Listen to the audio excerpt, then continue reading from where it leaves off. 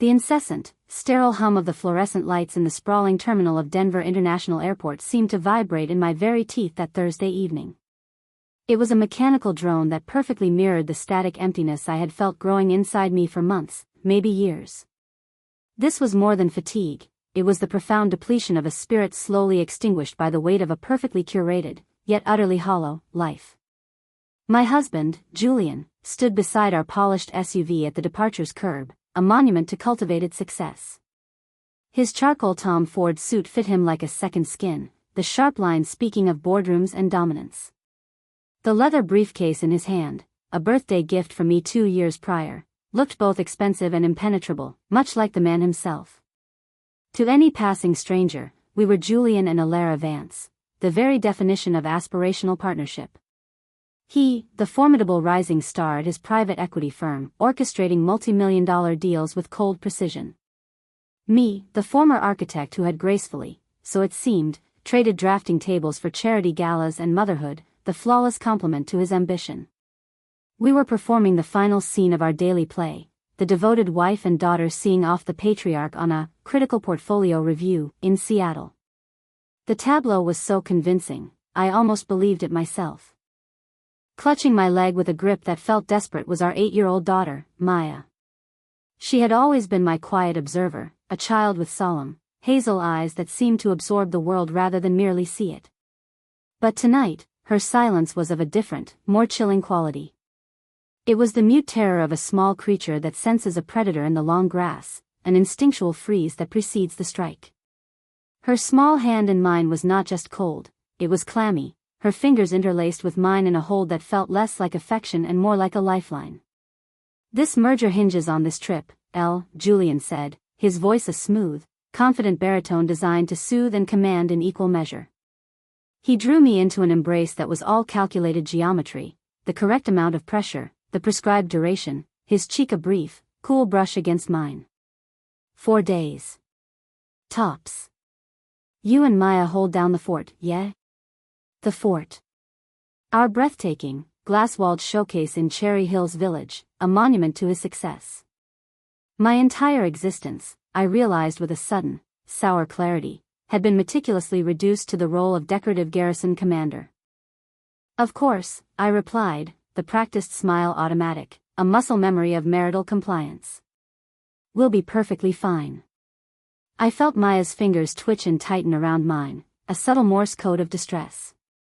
Julian turned his performance to her, kneeling with the practiced grace of a politician kissing a baby. His large, manicured hands settled firmly on her slender shoulders, his "I'm imparting wisdom" pose, one I'd seen in a dozen family photos. "And you, my little scholar," he said, his tone softening into a patronizing melody, "you be good for Mom. Look after her for me." Maya didn't utter a word. She simply stared back into his face with an unsettling, analytical intensity, as if she were a forensic artist memorizing the features of a suspect. A tiny, sharp shiver, completely disconnected from the mild Colorado evening, traced a path down my spine. I brushed it aside. How many such shivers had I dismissed over 8 years of marriage? We become experts at rationalizing the unease our loved ones inspire, mistaking familiarity for deep knowledge, confusing routine for security. His kiss on my cheek was a dry, perfunctory stamp. The one he placed on Maya's forehead was barely a whisper of contact. "Love you both," he recited, the phrase as empty and automatic as a door chime. Then he was turning, his briefcase a weapon of purpose at his side, and he was consumed by the sliding automatic doors without a single backward glance. The finality of it struck me. He walked away from us as if leaving a business meeting, not his family. The moment he vanished into the airport's belly, a shaky, shuddering breath I hadn't realized I was holding escaped my lips. A wave of dizziness passed over me. "Come on, sweetheart," I said, my voice sounding thin and frayed even to my own ears. "Let's go home." I craved the stark, silent emptiness of our house, the heavy pour of a glass of Pinot Noir, and the blank, dreamless oblivion of sleep. I wanted to mute the world. We navigated the long, echoing concourse, past the airport's famously bizarre murals that now seemed sinister under the glare of the lights, past shuttered newsstands and glowing flight boards. Maya's silence wasn't just quiet, it was a dense, heavy thing that walked between us. Her small sneakers made soft, scuffing sounds against the polished floor. "Everything okay, Maya Bug?" I tried again, forcing lightness into my tone. "You've been quieter than a mouse in a library all evening." She didn't answer until we were mere feet from the exit, where the automatic doors whispered open to the cool night, offering escape. She suddenly anchored herself, a dead weight on my arm, yanking me to an abrupt halt. "Mom." The single syllable was cracked, laden with a terror so profound it seemed to vibrate in the air between us. I crouched down, bringing my eyes level with hers. In the harsh terminal light, her face was pale, her freckles standing out like specks of dust. Her eyes, the exact warm hazel of my late father's, were wide pools of pure, unadulterated dread. It was a look that belonged in a war zone, not on the face of a third grader in a Denver airport. "Maya, honey, what is it?" "You're scaring me." "Don't go home," she whispered, the pleas so desperate it was almost soundless. Her gaze darted around as if afraid the very walls might overhear. A harried businessman and a woman with a screaming toddler glanced our way with passing curiosity. "Please," she implored, her voice gaining a shred of volume, edged with panic. "You have to believe me this time. You have to. This time." The two words were not just a plea, they were an indictment. They sliced through me with the sharpness of a scalpel, exposing a festering wound of maternal guilt. Last month, she had come to me, wide-eyed, swearing she'd seen Julian on the tablet that accessed our home security system late at night, zooming in and studying the schematics for our gas line and furnace. I'd patted her head, poured her some warm milk, and told her Daddy was probably just reviewing a quote for a smart home upgrade. A week before that, she'd crept into my room long after bedtime, her face ghostly in the moonlight, saying she'd heard Daddy on the phone in his soundproof study, using phrases like, timing the accident before the policy contestability period ends, and the payout has to be clean. I'd held her, smoothed her hair, and explained in my most reasonable voice that adult finance was full of complicated, scary-sounding jargon, and she must have misunderstood. I had rationalized, minimized, and ultimately, failed her. Now, standing in the airport's artificial glare, her small face crumpled with a fear I could no longer deny, I saw the consequence of my willful blindness. "This time," I said, the words solid and decisive as I spoke them, forging a new, terrifying contract between us, "I believe you. Tell me everything."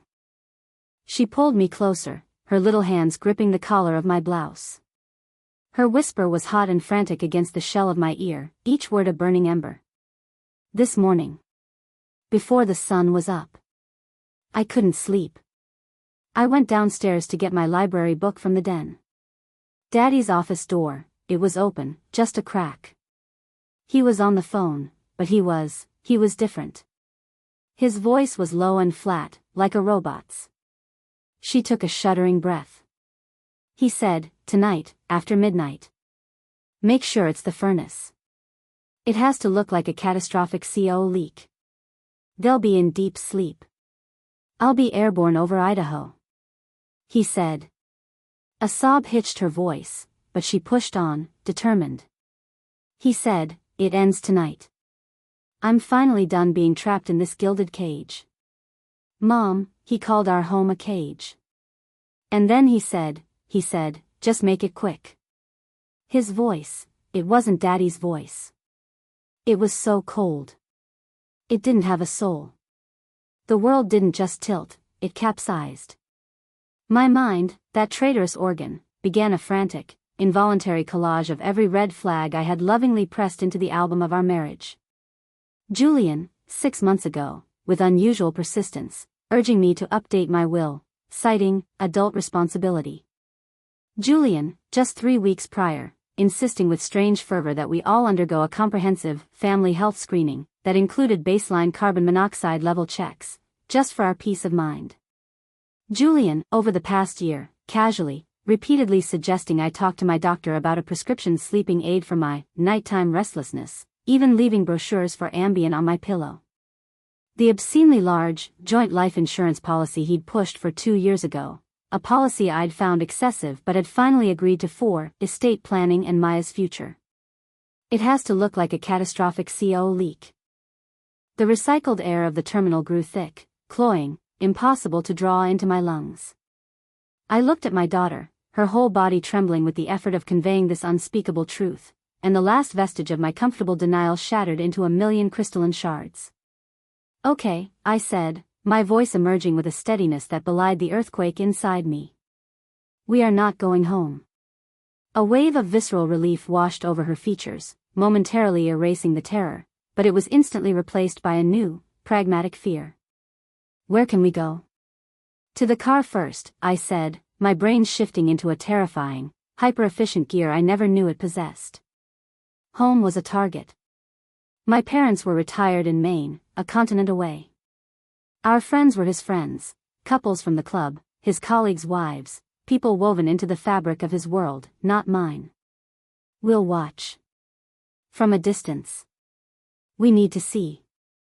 The parking garage was a cathedral of concrete and shadows, cold and smelling of exhaust and damp. Our white Range Rover, the safest vehicle for your precious cargo, as Julian had declared when he bought it, sat in its expensive reserved spot like a sleek, sleeping beast. I bundled Maya into the back, my hands shaking so violently I fumbled 3 times with the seatbelt buckle. The silence in the car was absolute, pressing in on us. "Mom?" Her small, tentative voice pierced the dark from the back seat. "Yeah, baby?" I whispered, my eyes meeting hers in the rearview mirror. "Thank you for listening." Her words, simple and profound, broke the dam. Tears I didn't know I was holding back welled hot and sudden in my eyes. "I will always listen to you, Maya," I vowed, the words a sacred oath. "From this moment on, I promise." I didn't drive towards the manicured lanes of Cherry Hills Village. Instead, I took a labyrinthine route through darkened side streets, my mind a storm of panic and nascent strategy.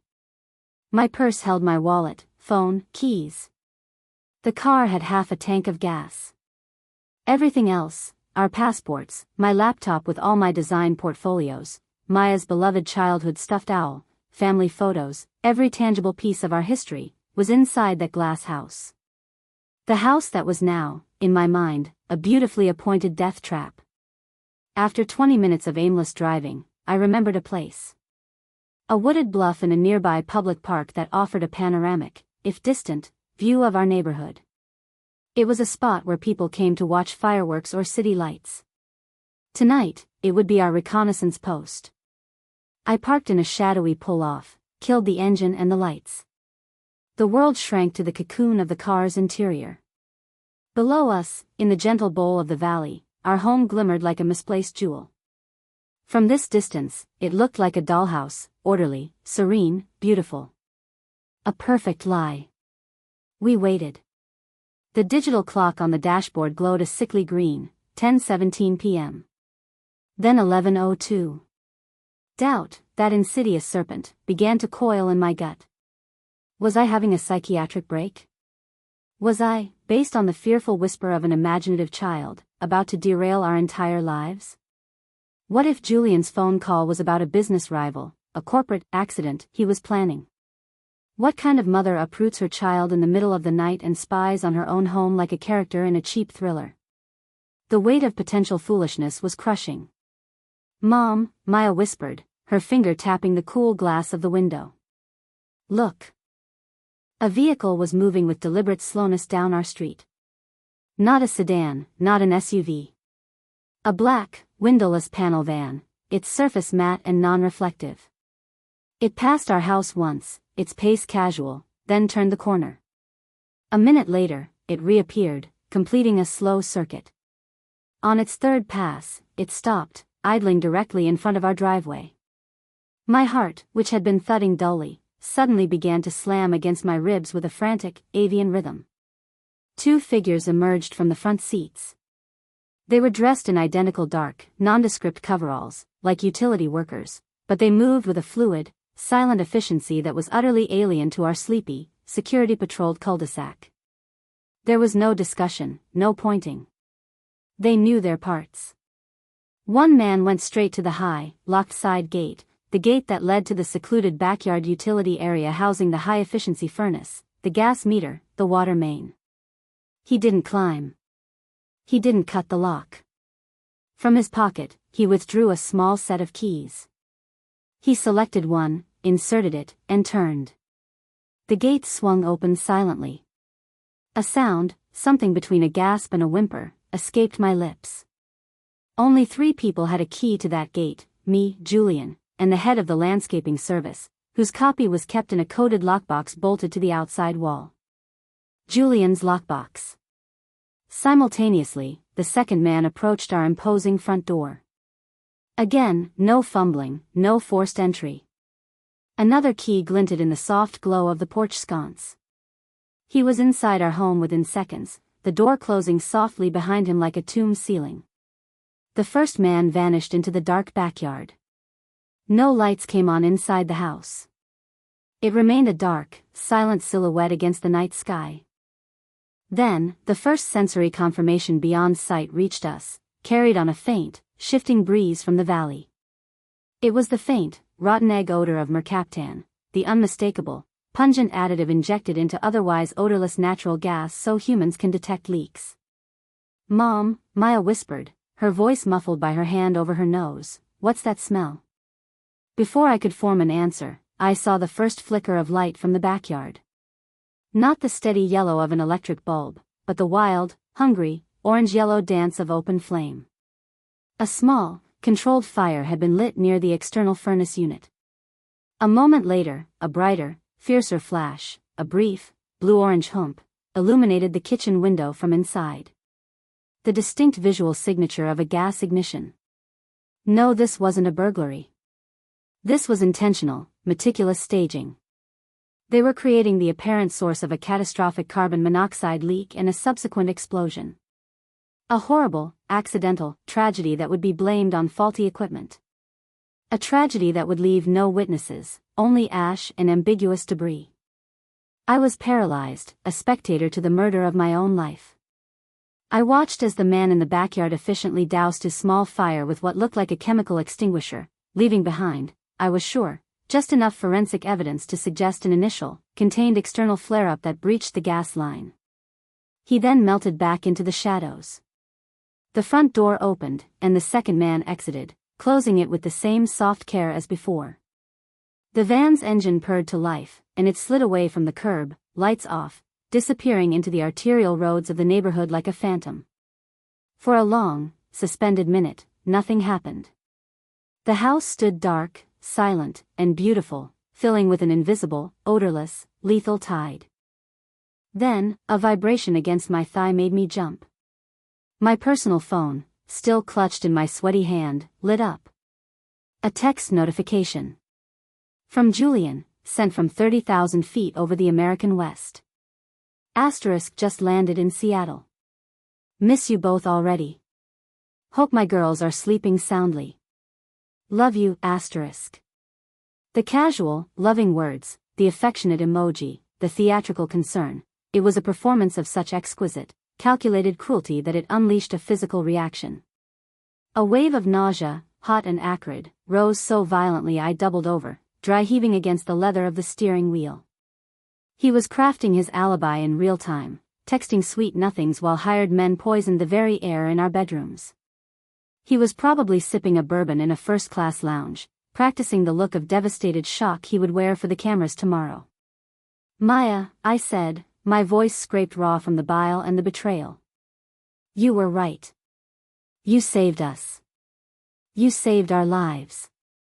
The magnitude of it, the sheer blind luck of her insomnia and her courage, crashed over me like a tsunami. If we were in that house, tucked in our beds, lulled by the sleeping pill he'd likely slipped into my tea, we would have drifted from sleep into a deeper, permanent darkness, our brains starved of oxygen. By the time Julian rushed home to discover us, it would be a tragic, open and shut case of accidental carbon monoxide poisoning, possibly with a secondary explosion. He would collect the multi-million-dollar insurance payout, settle whatever monstrous, hidden debts were strangling him, and be free. Free of his financial prison. Free of his family. We couldn't go to the police. Not yet. It was our word, and the word of a traumatized 8-year-old, against a powerful, wealthy, and impeccably alibied man. The staged accident would look forensically impeccable to a first responder. A faulty valve, an external spark, a tragic accident. We needed irrefutable proof, and we needed a sanctuary far from his reach. Then, from the depths of panic, a memory surfaced. Not of my father, he had passed 2 years ago from a sudden stroke, but of his oldest, most enigmatic friend. Leo, the Lion, Mahoney. A man who had been a fearsome prosecutor before disappearing from the public eye to become, in my father's vague but serious words, a resolver of unresolvable problems. At my father's funeral, a large, gruff man with a bristling white mustache and eyes that missed nothing had pressed a tarnished silver business card into my hand. "Your dad was the best man I ever knew," he'd growled, his voice like gravel. "If you're ever in real trouble, the kind where the law can't reach or moves too slow, you call this number. You tell them Leo answers for Judge Reed." I had been faintly offended at the time, tucking the card into the back of my wallet, a relic of my father's paranoid old world. Julian's world was one of contracts and couture, not back-alley fixers. My phone battery glowed a ominous 18%. With trembling fingers, I excavated my wallet, finding the card, its edges worn soft. I dialed the number. A gruff voice answered on the second ring. "Mahoney. Mr. Mahoney, my name is Alara Vance. Langston Reed was my father." I fought to keep my voice from splintering. A beat of heavy silence. "Judge Reed's girl."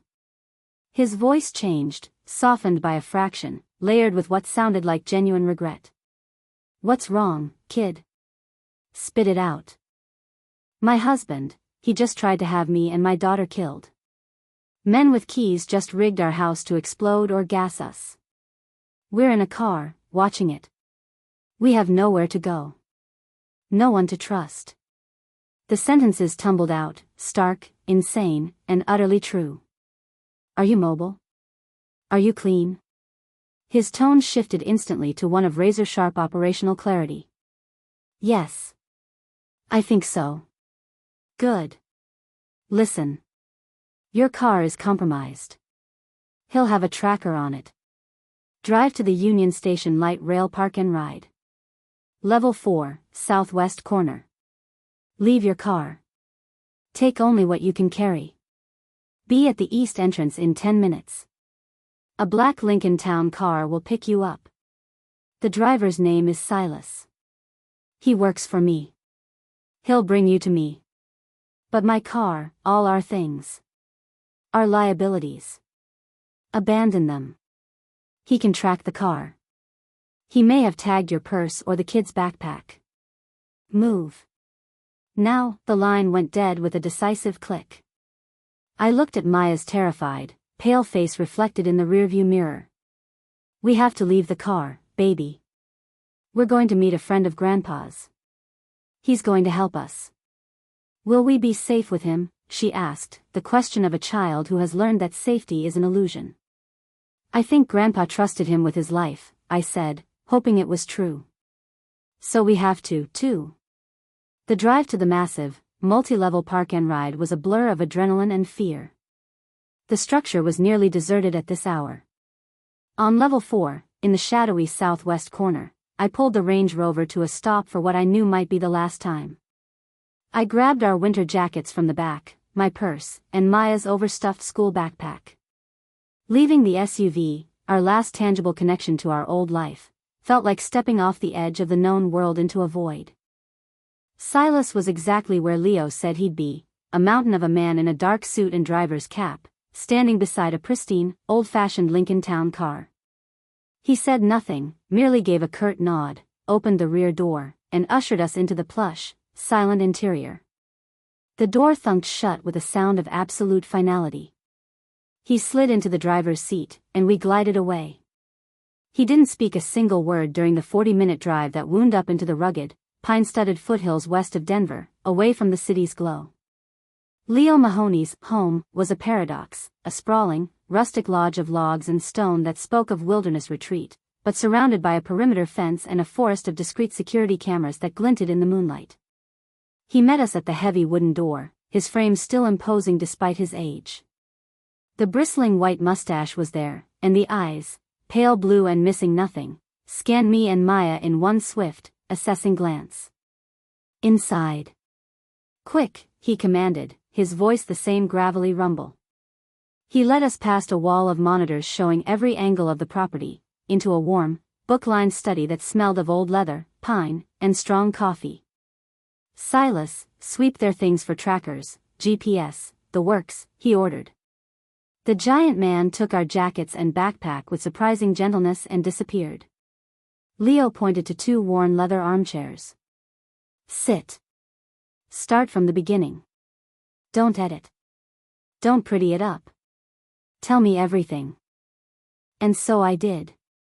I poured out the entire 8-year narrative, the gradual isolation from my friends and career, the financial control Julian exerted, the subtle belittling that eroded my confidence, the increasing coldness masked by public charm.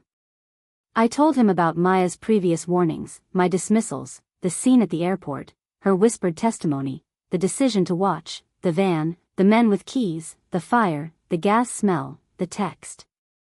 Leo listened, immobile as a cliff face, his interlaced fingers under his chin, his pale eyes fixed on me. When I finished, hoarse and empty, he turned his gaze to Maya, who had curled into the chair, looking small and exhausted. "You," he said, his voice surprisingly gentle, "are one brave, smart cookie. Your grandpa would be busting his buttons with pride right now." Then he looked back at me, all business. "Your husband's in deeper than you know. It's not just gambling debts. I've heard whispers through old channels. He's been funneling client funds from his firm into a Ponzi scheme to cover his losses. It's a house of cards, and it's about to collapse. The life insurance isn't just for profit, it's his only escape hatch. The people he owes aren't just loan sharks, they're organized, nasty pieces of work. They don't send polite letters. They want their money or a pound of flesh. You and Maya are the convertible asset." He led us to a secure, windowless room behind a bookshelf, a panic room, outfitted with a bed, a small bathroom, and a monitor linked to his security feeds. "Sleep what you can. Tomorrow, we start digging. He thinks you're dead or soon will be. That gives us a small, closing window before he realizes you're not. We're going to use it to bury him." Sleep was a fractured, impossible concept. I lay beside Maya, listening to her uneven breathing, every cell in my body screaming with betrayal and fear. At dawn, Leo woke me with a silent touch and a tablet. On it played local news live stream. Explosion fears in Cherry Hills, luxury home destroyed in suspected gas leak. The footage, shot from a helicopter, showed our house, or the smoldering, blackened crater where it once stood. Firefighters played hoses over the steaming wreckage. Police tape fluttered. And there, arriving in a taxi, was Julian. His performance was masterful. He stumbled out, his hair disheveled, his face a contorted mask of anguish. He shouted my name, Maya's name, to the uncaring sky, straining against the police officers who held him back in a convincing show of devastated disbelief. "Look at his eyes," Leo grunted, pointing at the screen. "Dry as the Sahara. He's not looking for you, he's scanning the rubble like a foreman checking a job site. He's looking for confirmation." He was right. Julian's body language screamed grief, but his eyes were cold, sharp, and calculating, darting between the police commander and the ruins. "He'll want to see bodies," Leo said grimly. "When they don't find them in the rubble, and they won't, he'll get nervous. When you don't turn up at any area hospitals, he'll panic. Panic makes people stupid. That's when we move." "Move on what?" I asked, despair creeping in. "We have no proof of anything. It's our story against his, and he just lost his home and family in a terrible accident. He's the victim. Your house is a crime scene now. But before it blew, those men were inside. They had to get in, and they might have left something behind. More importantly, he left something for them, or kept a record for himself. Arrogant men like him always do. They think they're too smart to get caught. We need to get into his safe, his cloud storage, his office downtown. And you, he looked pointedly at Maya, who was now awake and watching, you know your dad's digital and physical hiding spots better than anyone. Maya nodded, a solemn gravity in her young face. He has a floor safe under the rug in his closet. It's behind the shoe racks. And he thinks I don't know the password to his secret laptop, the one he doesn't take to work. It's my birthday, but backwards, with a capital M. Leo actually cracked a smile, a rare and formidable sight. Kid, you're a natural-born intelligence asset. The plan that formed over strong coffee was audacious to the point of insanity. With the house a smoldering ruin under police guard, the primary target was Julian's corner office on the 42nd floor of a downtown Denver high-rise. Leo had a contact, a man who owed him a blood debt, in the building's security management who could get us in after hours and loop the camera feeds for a 30-minute window. But first, we needed to control the narrative and stretch Julian's nerves further. We needed him to believe we were alive but clueless, panicked but not a threat. Using a burner phone Leo provided, I sent a carefully crafted text to Julian's number later that afternoon. Julian, it's Alara. We're at a motel. There was a strong gas smell at the house last night, so we left. Maya was scared. My phone died. We're safe. At the Mountain View Motel off I-70, room 114, it was bait, pure and simple. If he believed we had fled the house before that accident, he would be forced to act, to either come finish the job himself or redirect his hired hyenas to a new, specific location. He took the bait with the desperation of a drowning man. His reply was instantaneous, oh thank God. Stay there. Don't move. I'm coming right to you. I'm on the next flight, followed, 2 minutes later, by, which room? Are you sure you're okay? We didn't answer. Leo had a two-man team, ex-military types he trusted implicitly, stationed in and around the seedy Mountain View Motel. They reported back. A dark sedan with two men matching the descriptions from the vans circled the lot repeatedly for over an hour, finally leaving when it became clear we weren't there. Good, Leo said, a predator's glint in his eye. He's committed to the new story.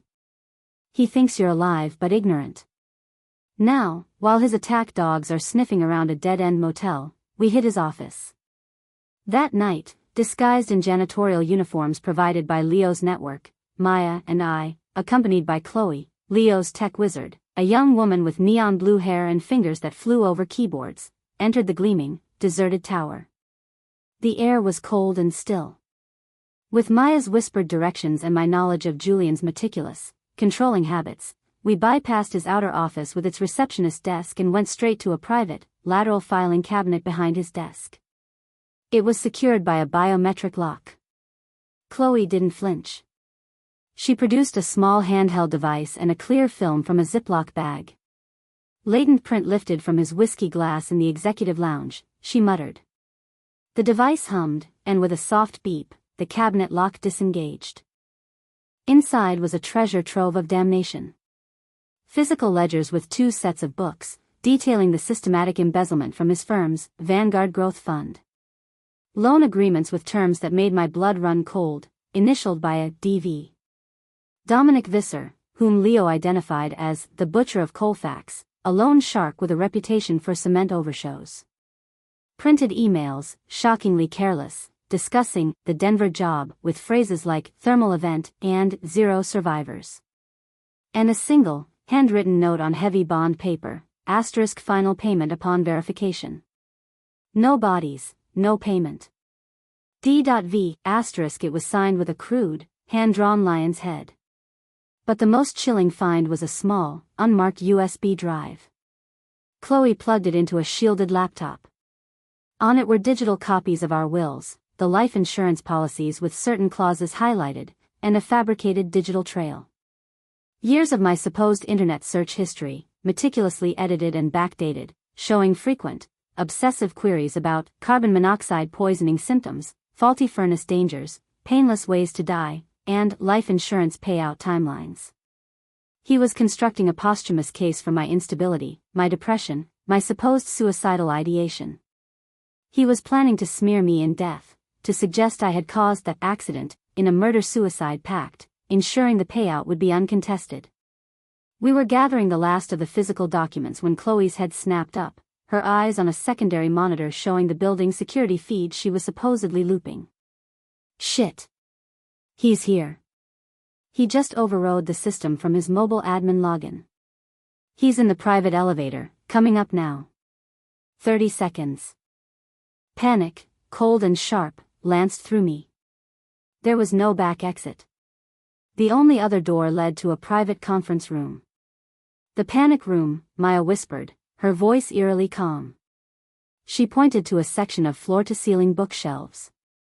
Julian had shown off his secure room once, boasting about its ballistic panels and independent air supply, a perk for a man who handled sensitive international deals. We scrambled inside the cramped, dark space just as the main office door hissed open. Through a thin ventilation grill, we heard Julian's voice, tight with a fury I had never heard before, and another man's, lower, guttural, threatening. You had one job. One job, they weren't in the house.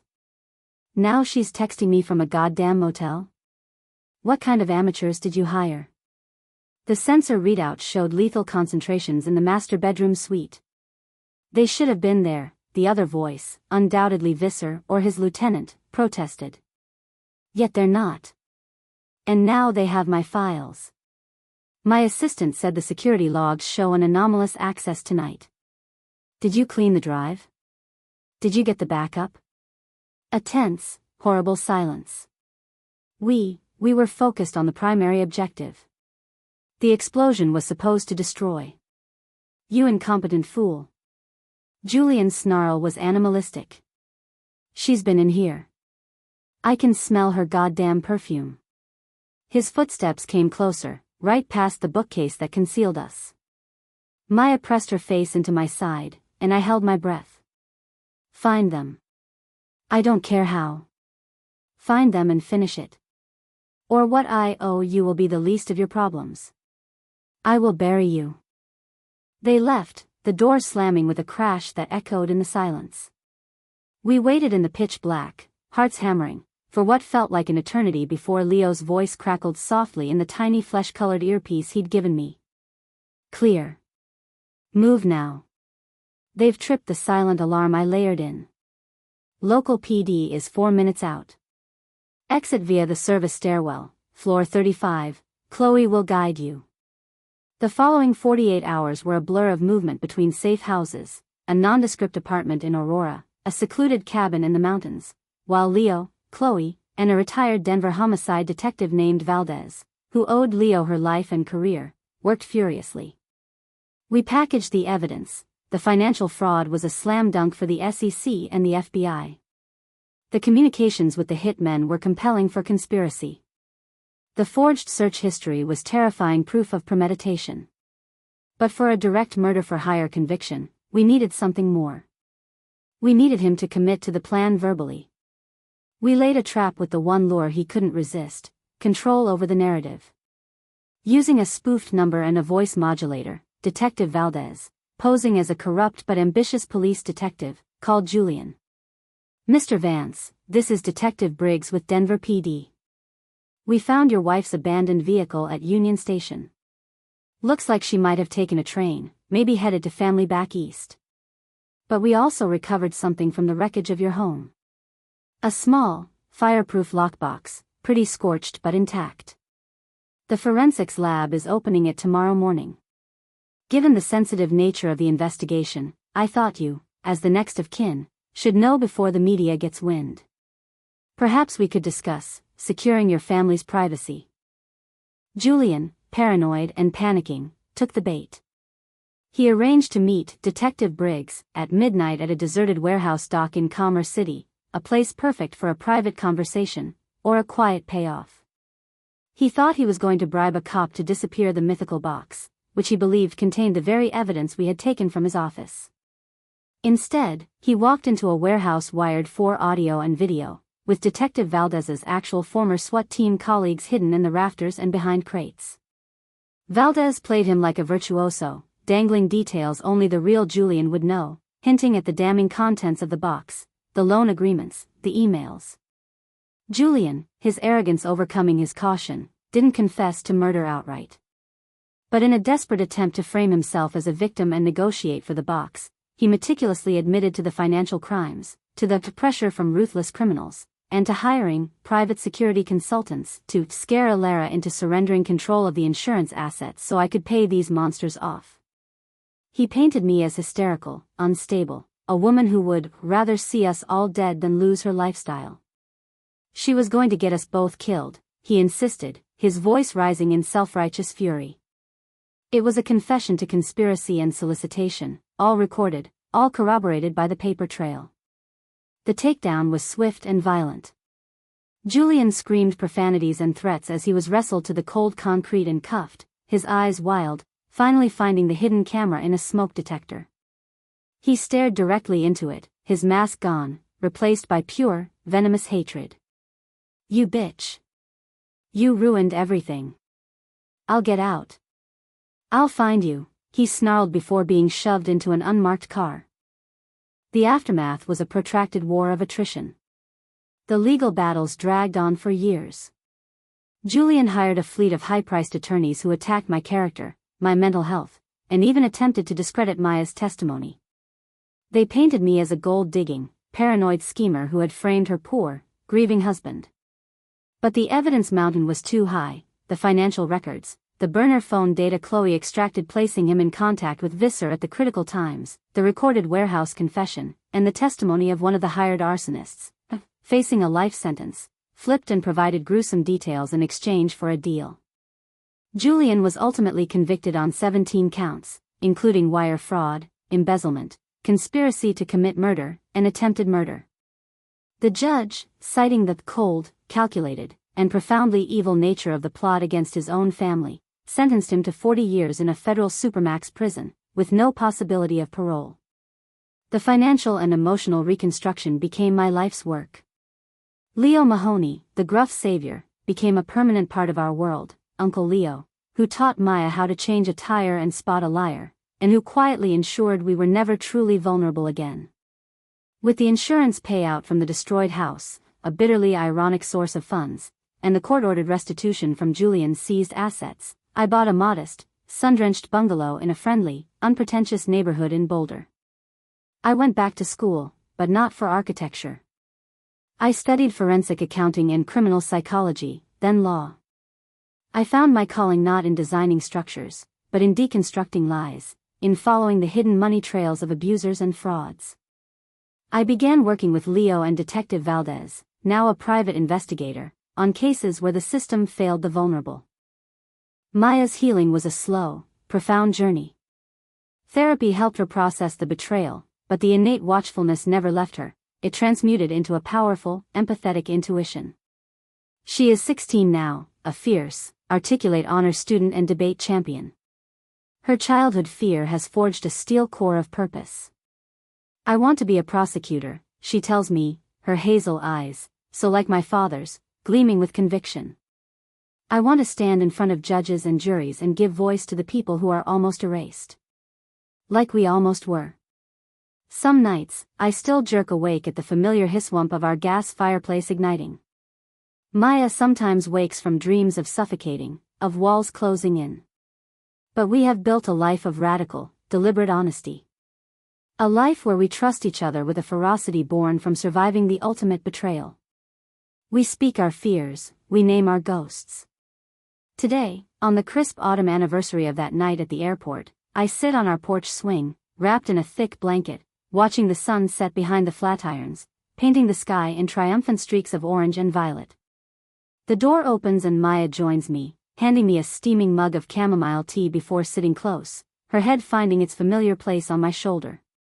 "Thinking about it?" she asks, her voice soft with understanding. "Always on this day," I admit, sipping the tea.